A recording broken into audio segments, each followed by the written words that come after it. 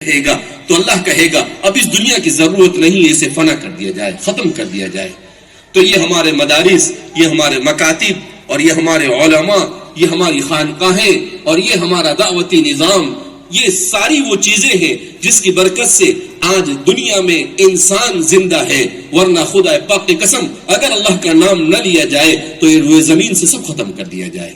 اس لیے میرے بھائیو، دوستو اور بزرگوں، ہمیں آج بھی اس عظمت کو سمجھنے کی ضرورت ہے۔ قرآن جیسی مقدس کتاب کہ جن لوگوں نے قرآن کریم کو روئے ہستی سے مٹانے کی کوششیں کی، ہمارے ہندوستان میں جب انگریز آیا تو اس انگریز نے قرآن کو ختم کرنے کی کوشش کی، مگر ابھی ایک ہفتے پہلے میں یو کے جا کر آیا، پہلی مرتبہ جانا ہوا۔ یو کے کون سی جگہ ہے؟ برطانیہ۔ وہ جگہ ہے جس جگہ پر مسلمانوں کو دنیا سے نیست و نابود کرنے کے پلان بنائے گئے اور آج بھی بنائے جا رہے ہیں۔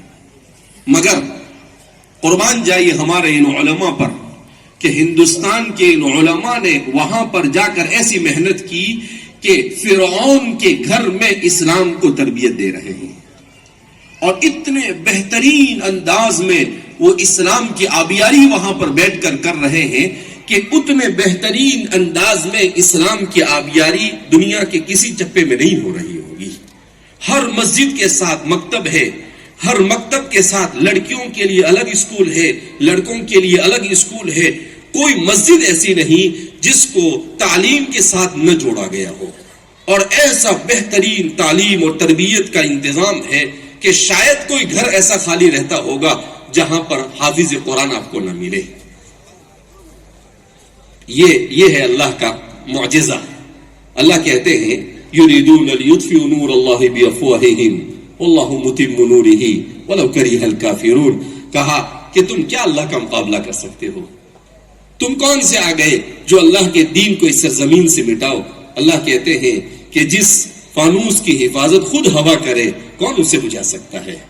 اللہ رب العزت نے اس دین کی حفاظت کا ذمہ لیا ہے۔ قیامت تک جب تک کہ اللہ کی مرضی ہوگی اس دین کو روئے زمین سے کوئی نہیں مٹا سکتا ہے۔ اس لیے یہ تو اس شخص کے لیے سعادت کی بات ہے جسے اللہ اپنے دین کے لیے منتخب کر لے، جسے اللہ رب العزت اپنے دین کی خدمت کے لیے استعمال کر لے، جسے اللہ قرآن پڑھنے کی توفیق دے دے، جسے اللہ اپنے بیٹے کو حافظ قرآن بنانے کا داعیہ جس کے دل میں پیدا کرے۔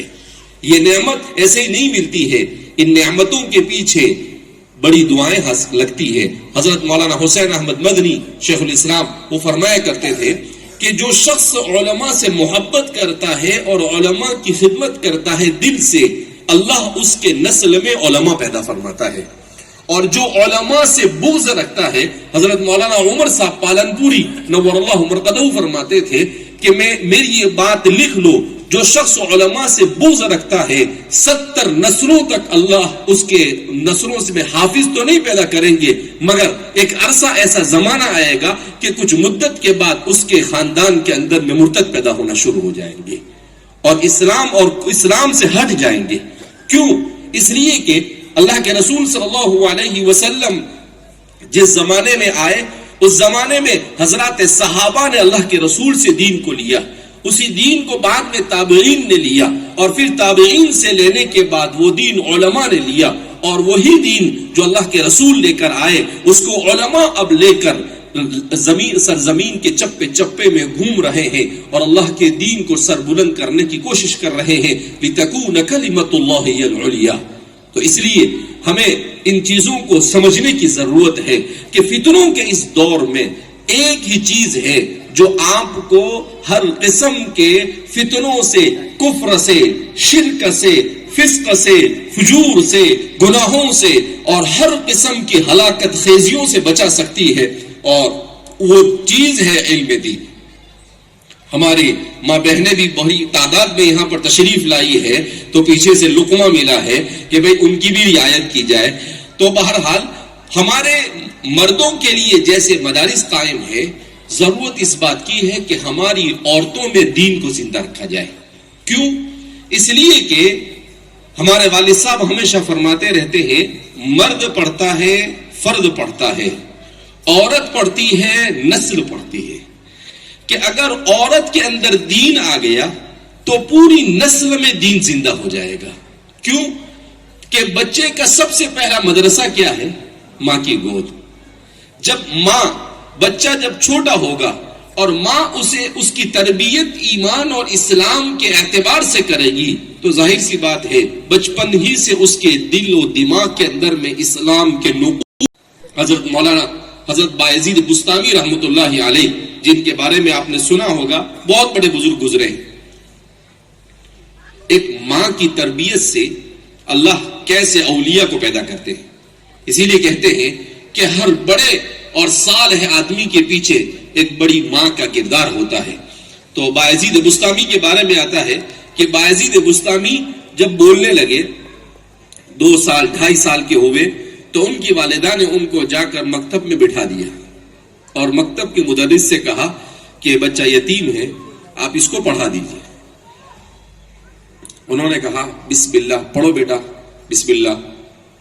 تو یہ بسم اللہ بولے اور وہ 2.5-3 سال کا بچہ ہے، پڑھتا ہے بسم اللہ الرحمن الرحیم الحمدللہ رب العالمین الرحمن الرحیم مالک یوم الدین، سورہ فاتحہ پوری.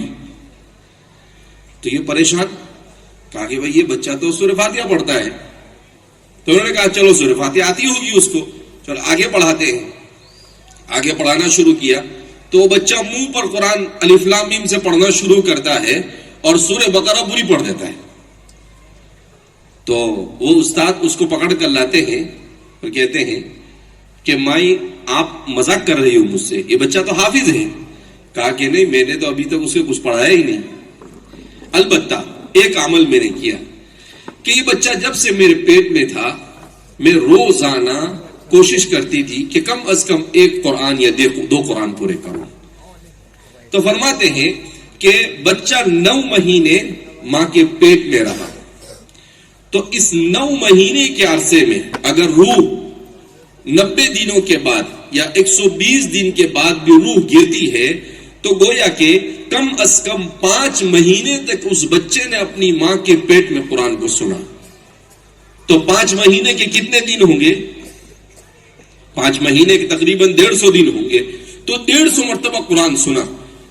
اب جب 150 مرتبہ قرآن سنا تو وہ ماں کے پیٹ میں قرآن کا حافظ بن گئے. تو وہ قرآن کے پورے حافظ ہو گئے. اب وہ بات تو بایزید بستامی کے سیرت کے اندر میں آئی تو لوگوں نے کہا کہ کچھ بڑھا چڑھا کر پیش کیا ہوگا، مگر آج کی سائنس نے اس بات کو تسلیم کیا ہے کہ بچہ جب ماں کے پیٹ میں ہوتا ہے تو ماں جو کچھ کرتی ہے ان ساری چیزوں کو سنتا ہے، ان سب چیزوں کو کرتا ہے، سنتا ہے. اسی لیے رسول اللہ صلی اللہ علیہ وسلم نے ارشاد فرمایا کہ بچے کے حقوق جو باپ پر ہے اس میں سب سے پہلا حق یہ ہے کہ وہ نیک اور صالح ماں کا انتخاب کرے. کہ جب اس بچے نے 150 مرتبہ قرآن کو اپنی ماں کے پیٹ میں سنا تو وہ ماں کے پیٹ سے حافظ ہو کر آیا. تو جب ماں صالح ہوتی ہے تو اس کا اثر یہ ہوتا ہے کہ وہ بچہ خود بخود دین کی طرف آتا ہے. امام غزالی رحمۃ اللہ علیہ کے بارے میں عجیب لکھا ہے. امام غزالی رحمۃ اللہ علیہ یہ 2 بھائی تھے، احمد غزالی اور محمد الغزالی. تو امام غزالی چھوٹے تھے، محمد الغزالی ان کے بڑے بھائی احمد الغزالی تھے. تو امام غزالی دیکھو ماں کیسی ہوتی ہے، ہماری ماں اور بہنوں کے لیے خاص طور پر یہ عجیب قصہ ہے. تو امام غزالی رحمۃ اللہ علیہ وہ نماز پڑھاتے تھے مسجد میں. ان کے بھائی احمد الغزالی ان کے پیچھے نماز نہیں پڑھتے. تو محمد الغزالی نے اپنی والدہ سے شکایت کی کہ اماں سب میرے پیچھے آ کے نماز پڑھتے ہیں، یہ میرا بڑا بھائی ہے یہی میرے پیچھے نماز نہیں پڑھتا ہے. تو والدہ نے کہا کہ بیٹا تم کیوں نماز نہیں پڑھتے، پڑھو اس کے پیچھے نماز. کہا ٹھیک ہے آپ کا حکم ہے تو میں نماز پڑھوں گا آج. اب وہ نماز کے لیے مسجد میں آئے تو پہلی رکعت کے بعد پہلی رکعت چل رہی تھی اور نماز توڑ کے چلے گئے. اب امام غزالی نماز کے بعد پہنچے تو امام غزالی نے کہا کہ اس سے تو اچھا تھا کہ یہ نماز کے لیے نہ آتے. کہا کیوں؟ کہا نماز میں آئے اور پہلی رکعت میں نماز توڑ کے گھر پر آ گئے. تو امام غزالی کے جو بھائی تھے امام احمد الغزالی، سیرت نگاروں نے لکھا ہے کہ وہ صاحب کشف تھے. امام غزالی جب نماز پڑھانے لگے تو نماز میں قرآن بھی پڑھ رہے تھے، اور چونکہ وہ فقیہ تھے لہذا بہت سارے مسائل کے بارے میں بھی وہ سوچ رہے تھے. تو امام احمد الغزالی پر اس بات کا انکشاف ہوا کہ امام غزالی نماز میں مسائل سوچ رہے ہیں. تو انہوں نے کہا کہ بھئی یہ تو خشوع خضوع سے نماز نہیں پڑھتا ہے، لہذا اس کے پیچھے نماز نہیں ہوگی، اس لیے میں نماز توڑ کر آ گیا. تو ان کی والدہ نے جب دونوں کے جھگڑے کو سنا تو والدہ سر پکڑ کر رونے لگی اور کہنے لگی افسوس ہے کہ ایک بیٹا میرا ہے وہ نماز میں اللہ سے لو لگانے کے بجائے لوگوں کے مسائل سوچ رہا ہے، اور دوسرا بیٹا ہے وہ اللہ سے لو لگانے کے بجائے اپنے بھائی کے دل کو ٹٹول رہا ہے کہ وہ کیا کر رہا ہے. دونوں اللہ کو چھوڑ کر دوسرے کام میں لگے ہوئے ہیں. تو فرماتے ہیں کہ ماں نے دونوں کے مسئلے کو حل کیا، دونوں کی اصلاح کی. اس سے کہا کہ بھئی جب نماز پڑھے تو نماز میں دل لگاؤ، اور احمد الغزالی سے کہا کہ تم ان کے دل کو کیوں ٹٹولتے ہو، تم اپنا دل اللہ کے ساتھ جوڑو.